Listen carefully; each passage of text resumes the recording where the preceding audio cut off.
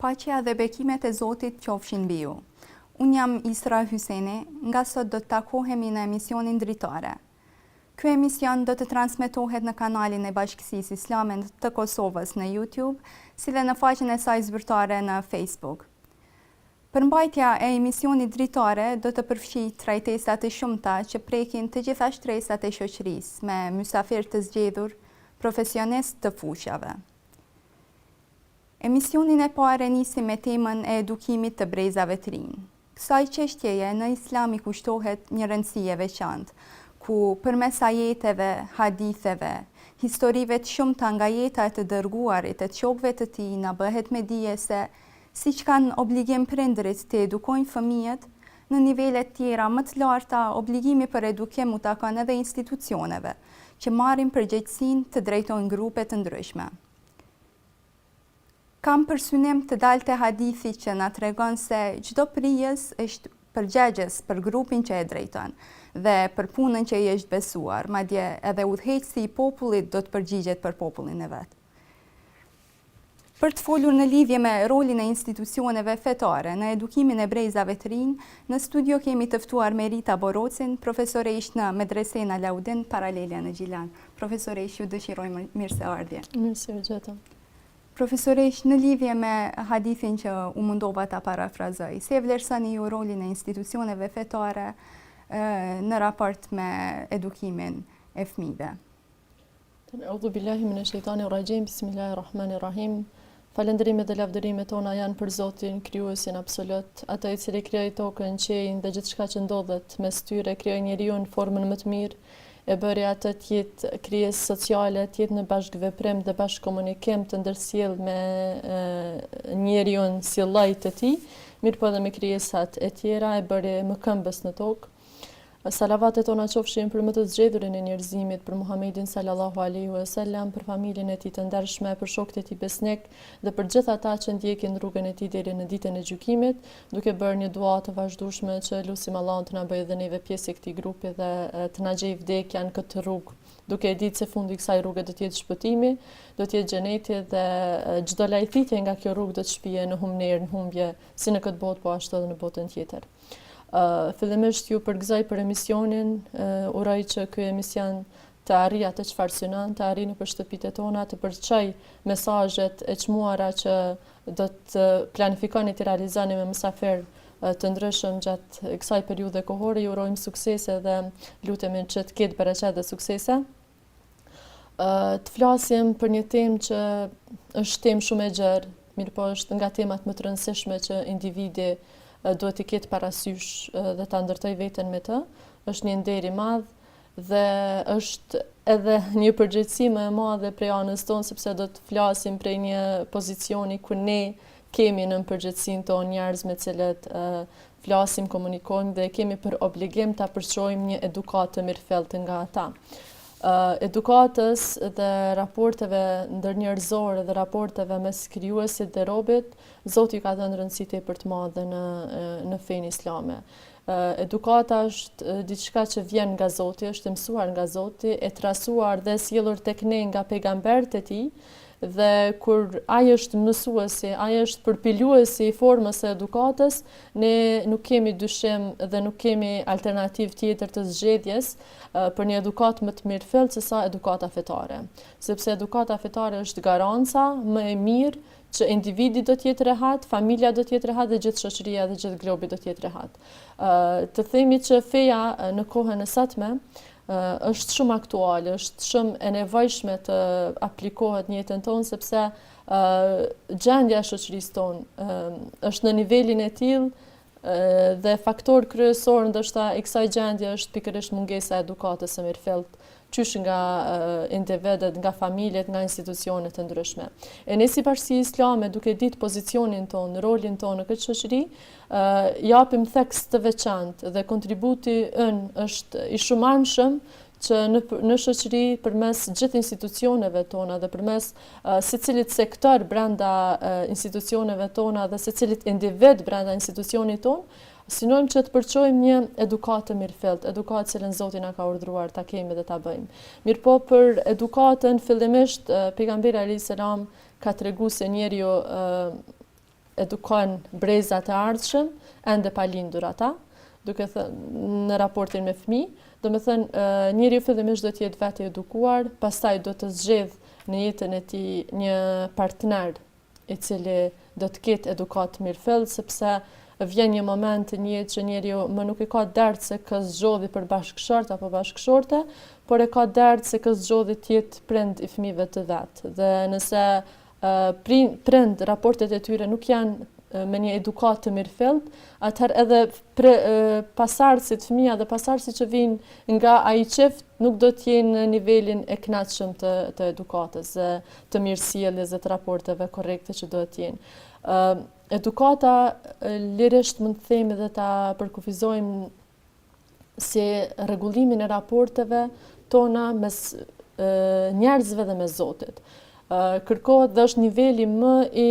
plotësuar, më i avancuar i sjelljeve tona, i qëndrimeve tona, i veprimeve tona, sepse në çdo punë e përpiqemi të bëjmë diçka dhe nëse atë punë që e bëjmë me një formën më të mirë të mundshme, atëherë bën që ne kemi arrit një gradë edukatës. Madje edukata është përcaktuese edhe i personalitetit të njerëzve. Ne shumë shpesh i etiketojmë njerëzit në bazë të edukatës së tyre ose i pozicionojmë, i krahasojmë me njerëz të tjerë në bazë të edukatës së tyre. Domethënë është diçka qëndësore, pa cilën njeriu nuk mund të jetojë i lumtur dhe njeriu nuk mund të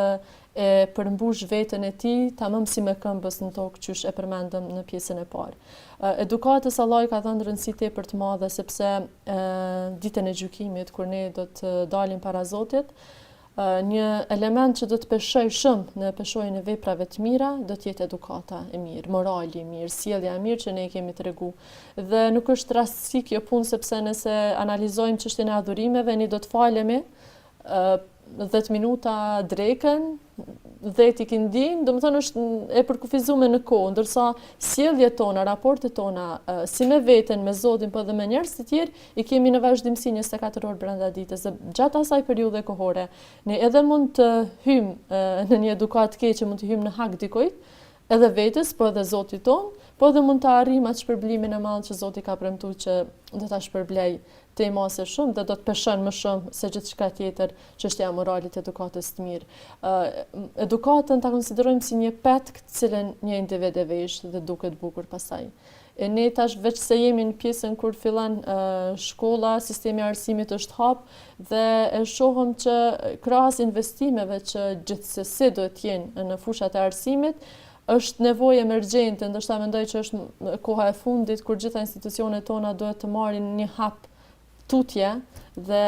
përveç mësimit, arsimimit që synojmë të arrijmë nëpër shkollat tona dhe institucionet arsimore në vendin ton, të shtojmë edhe edukatën si diçka qëndësore, si diçka që e plotson arsimin dhe jep kuptim pastaj arsimit dhe shkencave në cilat ai individ zhvillohet dhe pastaj do të korë suksese, sepse është i mangët një sistem i arsimit pa një edukat. Nesër ata nxënës do të bëhen mjek, mirë po nëse nuk e kanë edukatën e mirëfillt, ata nuk do të trajtoj pacientin në mënyrën si duhet, ose do të jetë i korruptuar ose i pa respektueshëm ndaj palëve të tjera. Kështu që kërkohet një vëmendje shumë e madhe te çështja e edukatës dhe është një investim cilin duhet ta bëjnë secili dikaster brenda vendit tonë. Të flasim ne nga ana e Bashkisë Islame, mirë po fillimisht edukata do të niset nga institucioni primar që është familja dhe prindrit, të kthehemi te hadithi që e përmendet në pjesën e parë, secili është përgjegjës për ata që i kanë në kompetencën në menaxhimin e vet dhe prindi është ai që duhet të mbjellë një edukat mirëfillt brenda familjes së tij. Në veçanti edukata realizohet dhe bëhet në shkallën më të madhe nga nëna, sepse fëmiu merr edukat nga nëna qysh edhe kur është në barkun e saj, sepse studimet e shumta flasin se në pjesën e fundit fëmia arrin të dëgjojë. Dhe gjatë asaj kohe edhe nëna duhet të jetë e vëmendshme se çfarë dëgjon, çfarë vepron, çfarë përjeton, sepse ai do të lindë ai fëmijë me ato ndjenja, me ato emocione dhe nesër do të jetë i mirë ose i keq për shoqërinë dhe për veten. Mirë po fillimisht ai do të jetë me një moral, me një edukat keqe, siç edhe individ, do të jetë sherin e asaj fillimisht do ta shohin familja e tyre sepse askujt nuk i djeg zemra më shumë se sa prindve të tanë për veprimet e tona të këqija, ndërsa askujt nuk i kënaqet zemra më shumë se sa prindve tanë. Andaj do ta kemi synim që ne ti kënaqim prindët tonë me një edukat mirë edhe të mësojmë fëmijën e tanë me një edukat mirë, të mirëfillt për i cilës do të ketë hajt kjo shoqëri, ky vend dhe inshallah do të kemi shpërblim tek Zoti ditën e gjykimit. Profesoresh, ju po e theksani rolin e familjes si institucion bazë dhe si faktor kyç në edukimin e fëmijëve. Mirë po të kalojmë në rrafshe më të gjera, do të shohim se qendrat thirrjes në Islam janë xhamit apo jo. Gjithsesi. Xhamit janë shtëpitë e Zotit në tokë, janë vendet më të çmuara, më të vlefshme ku njeriu mund të shkojë ta liroj veten e tij, të krijoj raporte me njerëz të mirë, sepse në xhamia grumbullon rreth vetes njerëz cilët e duan Zotin, e besojnë Zotin dhe kanë për bazë kënaqësinë e Zotit të tyre, dhe nga minbere i xhamiave tona nuk është fol dhe nuk flitet vetëm për çështjen e adhurimeve, për namazin, agjërimin dhe shtyllat e fesë që kemi parësor dhe që gjithsesi duhet i respektojmë dhe t'i plotësojmë çdo ditë më shumë, çdo vete më shumë. Mirë po prej minbereve të xhamiave tona vazhdimisht është ftu që kjo shoqëri të ketë individ të përgjegjshëm, individ të ndërgjegjshëm, ata cilët nuk do t'i bëjnë dëm askujt, sepse kemi hadithin e pejgamberit alayhis salam që e përshkruan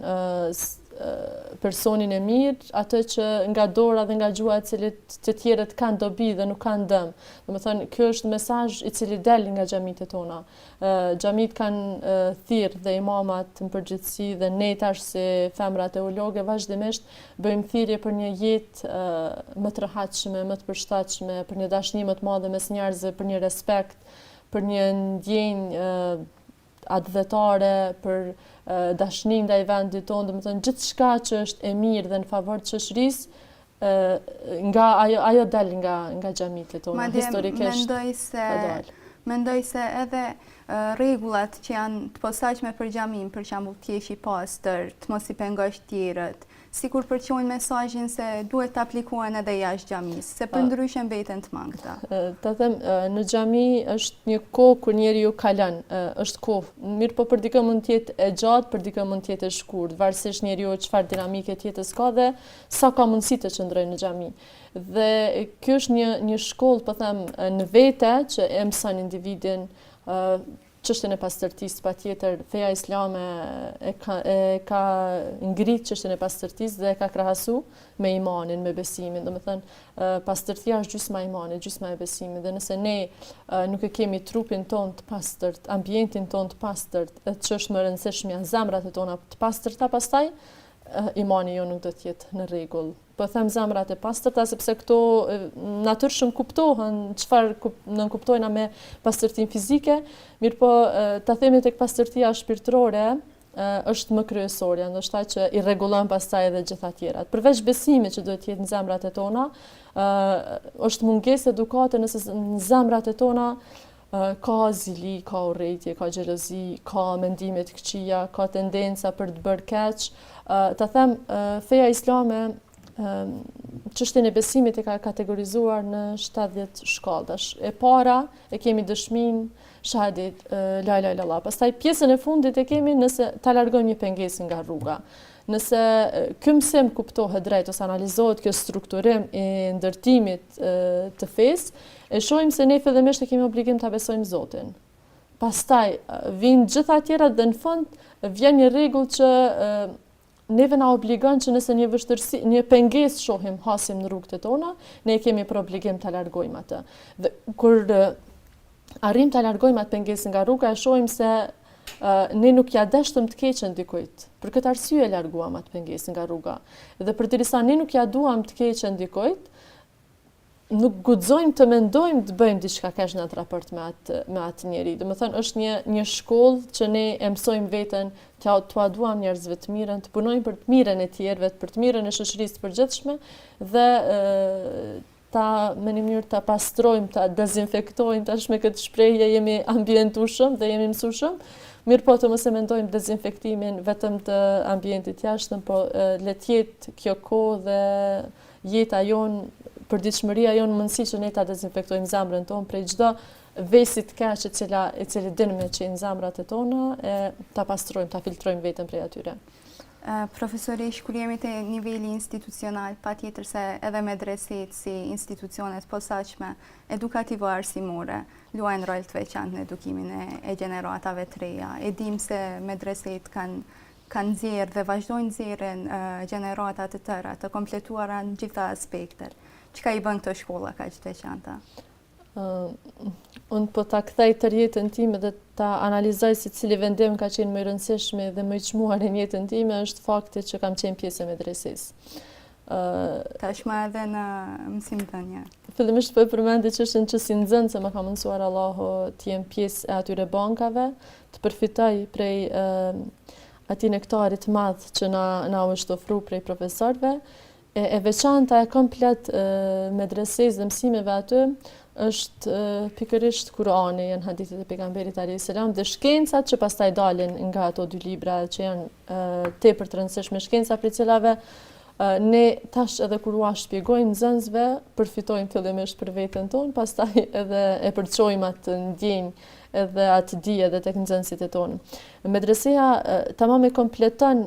formën e edukimit fetar. Edukimi fetar është diçka që individin e plotson. E bën atë të plot me të gjitha komponentët që i vyn një njeriu për të kaluar një jetë të dinjitetshme në këtë botë. Sepse në medrese ekziston plan program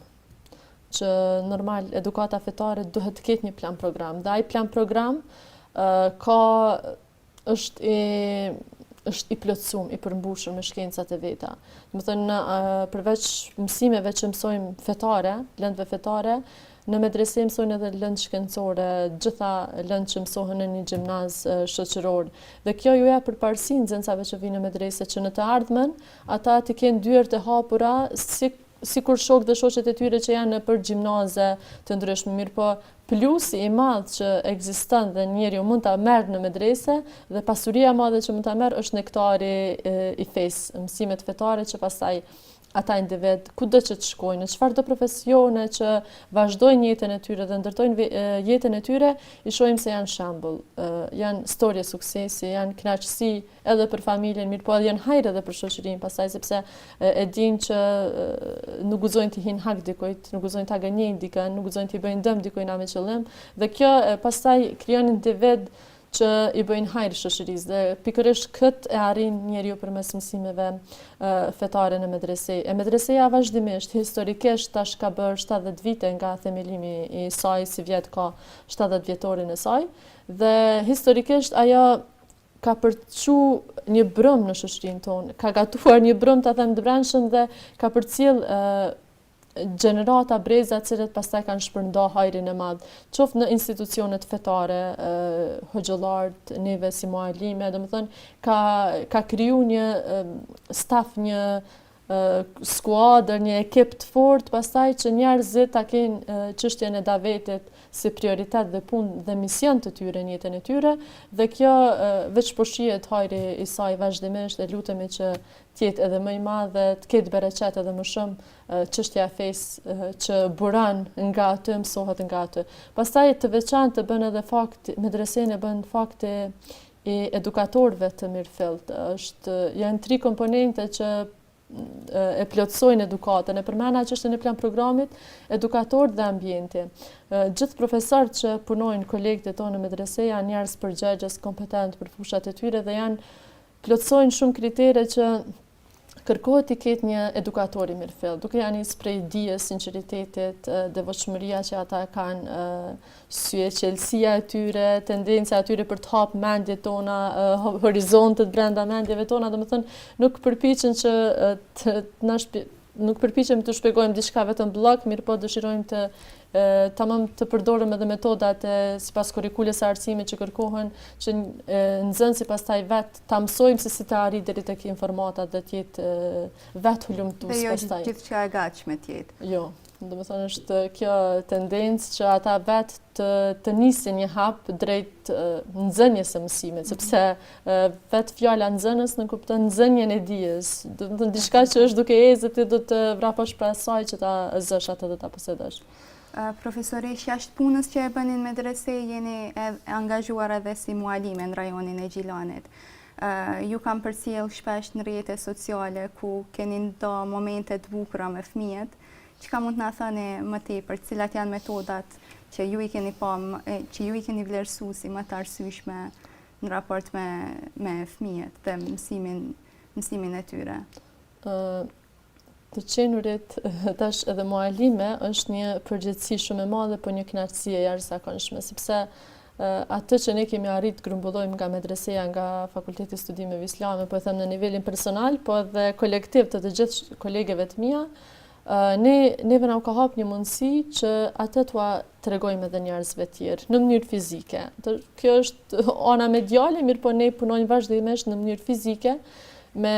personalisht në regionin e Gjilanit, për çka jam falendëruese Këshillit të Bashkisë Islame të Gjilanit, pastaj Bashkisë Islame të Kosovës, kryesisë, të cilët në bashkëpunim me Dianetin e Turkisë kanë arrit marrëveshje që unë dhe një pjesë e shoqeve, kolegeve të mia, të punojmë në regione të ndryshme brenda Kosovës dhe këtë dritë të islamit, këtë mirësi që Zoti na i ka sjellë në Kur'an dhe në hadithet e pejgamberit alayhis salam, ta përçojmë edhe nëpër familjet e vendeve tona, sepse aty ku hyn drita e fesë në ato zemra që hyn, pastaj nuk do të ketë rëndësi dhe njëri do të kalojë jetën e tij i lumtur në raport me Zotin dhe do të jetë e dobishme dhe vdekja dhe ardhmja e tij do të jetë e mirë. Mirë po na përpiqemi në gjitha mundësitë tona që fenë të mos ua shpjegojmë në atë mënyrën e mërzitshme, vetëm si tregime, gjëra të ngjashme, mirë po personalisht përpiqem të përdor metoda të ndryshme më të avancuara, më bashkëkohore përmes punimeve të dorës, aktivitete që nxënësit dëshirojnë t'i bëjnë vetë dhe e shoh një vullnet jashtëzakonshëm prej anës nxënësve që dëshirojnë për shembull shkronjat e Kuranit t'i shkruajnë në forma të ndryshme, t'i zbukurojnë. Pastaj shtyllat e Islamit është një aktivitet që ne kam bërë me nxënësit dhe kemi ndërtuar shtylla, në cilat i kemi shkruar shahadeti, namazi, zakati, agjërimi, haxhi dhe tash fëmijët e kanë pjesën poshtë se çfarë është shtylla e Islamit. Pastaj kushtet e besimit dhe mbi shtylla kemi shkruar tipare të muslimanëve të mirë, sjellja e mirë, respekti, butësia, urtësia, domethënë krejt këto që janë të dobishme pastaj për individin, e zbukurojnë dhe japin kuptim shtyllave të fesë. Mirë po, me një mënyrë shumë fizike ju kemi treguar që pa këto shtylla nuk vlen as këto që janë lart. Domethënë humaniteti, gjithçka tjetër është me rëndësi që të mësohet edukata mirëfilli, edukata bazë, që neve fillimisht na njofton me Zotin ton, me krijuesin ton, me vlerat që ka Islami, mirësitë e shumta që ka, pastaj të kalojmë edhe në sferën e gjerë të komunikimit dhe të hajrit që njeriu e përhap në shoqërinë e vet. Profesorish, viti shkollor me prezencë fizike nëpër shkolla veç se filloi javën e kaluar. E shfrytëzoj rastin t'ju uroj suksese edhe juve në mësimdhënie, po edhe nxënësve t'juaj. Si e vlerësoni ju punën që e keni pas deri tash në mënyrën virtuale? Alhamdulillah që Zoti e mundsoi një prezencë fizike prapë mes neve dhe mes nxënësve. Është një vullnet i jashtëzakonshëm, ndoshta edhe ajo qëndrimi i gjatë dhe koha me sistemin online ka qenë për dikën ndoshta i mërzitshëm. Mirë po, kur njeriu e dën dhe synon të arrijë diçka, atëherë çdo formë e përdor dhe çdo formë sheh vetëm anët e mira të saj. Gjatë kohës mësimit online, po e përmendim edhe faktin që kemi mësuar në kuadër të medresesë, mirë po edhe mësimin që kemi zhvilluar ne si mualime në kuadër të Gjilanit, e shoh që ka pas rezultat të jashtëzakonshëm. Krahasuar me shkolla dhe me institucione tjera, dhe me fakte që neve na i kanë tregu se domethënë ka qenë një interesim shumë i zbat. Tek ne, falë Zotit, interesimi ka qenë jashtëzakonshëm edhe prej nxënësve, do të thënë ka pas shumë rrallë të ketë ndonjë mungesë dhe ajo ka ndodhur ndoshta vetëm për shkaqe teknike dhe ne atë e kemi mirë kuptu. Mirë po jo tjetë e qëllimshme mungesa e nxënësve nëpër orët virtuale që ne i kemi kriju dhe i kemi mbajt. Dhe kjo jo vetëm s'ka qenë e dobishme vetëm për nxënësit e tonë, mirë po ka qenë e dobishme edhe për neve dhe për shumicën tonë që na i ka mundësu distancën fizike të mos e konsiderojmë të rëndësishme, sepse kemi arritë që përmes formave virtuale të mësimit të jemi pjesë e konferencave, ngjarjeve, mësimeve anë e kanë të botës. Domethënë ka qenë një mundësi shumë e mirë, shumë e artë për neve që ata që kanë dashur me përfitu, vetëm një plus më i madh në mënyrën e përfitimit dhe përhapjes të mirës në jetën tonë. Profesoresh, patjetër se në Islam puna e mësuesit edukatës vlerësohet shumë, edhe pse i ka vështirësitë e veta, i ka mundimet e veta, do t'i jep frytet patjetër në ty botët inshallah. Të qenurit mësuese edukatore është një përgjegjësi më shumë se sa nder. Këtë duhet ta kuptojmë kështu dhe do të punojmë në këtë formë që përgjegjësisë t'i dalim në kryt pastaj. Dhe t'ja japim hakun përgjegjësisë që ne kemi dhe dalim faqebardhë edhe para njerëzve dhe para Zotit. Të kesh para duarve tu një fëmijë që pret prej teje, mëson prej teje, merr edukatë nga te, është shumë e rëndësishme, sepse ti po gdhend një individ. Si e themi ne, po gdhend në gur diçka që është shumë vështirë pastaj e riparueshme. Ose ta marrim një shembull tjetër, njeriu derisa është duke ndërtuar një objekt, e ka një plan dhe vepron, punon në bazë të atij plani. Mirëpo, nëse pas një kohe dëshiron të merremetoj diçka në atë objekt, ai ka kosta, është shumë vështirë, po edhe është shumë shtrajt pastaj. Çdo ndryshim, çdo ndërhyrje. E për këtë arsye, çështja e fëmijëve dhe kategorive më të ndihshme të shoqërisë, cilët janë duke u formsuar si individ, është shumë e rëndësishme të punohet me metoda të qarta për ata, me metoda me klasifikim në moshën e tyre, trajtim i veçantë për kategori të veçanta edhe kujdes i shtuar, sepse të kemi parasysh ne po ndërtojmë një të ardhme. Dhe ashtu si sot e kemi rinin, e kemi fëmijët e tonë, ashtu do ta kemi të nesërmen tonë. Dhe askush prej neve nuk dëshiron që e ardhmja jonë të jetë e errët, e ardhmja jonë të jetë me problemet, mos ndihemi të sigurt, kemi të lashë, mirë po secili prej neve dëshiron një ambient të qetë për të jetu, për të adhuru Zotin e vet, për të qenë i kënaqur me njerëzit dhe me veten e vet dhe të mund ta përçoj hajrin dhe mirësinë që ai mundet në ambientin ku jeton. Kështu që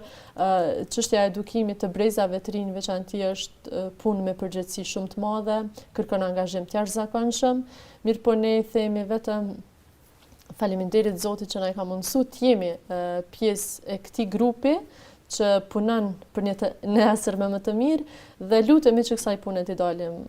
hakush ashtu siç dohet. Ju dëshirojmë punë të mbar, punë suksesshme me nxënësit tuaj dhe ju falenderojmë për kohën dhe informata që i ndat me ne.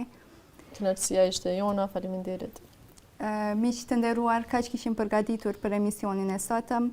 Për çdo sugjerim apo për çdo kritik, mos hezitoni të na shkruani në faqet tona zyrtare. Deri në takimin e radhës, Assalamu alaikum.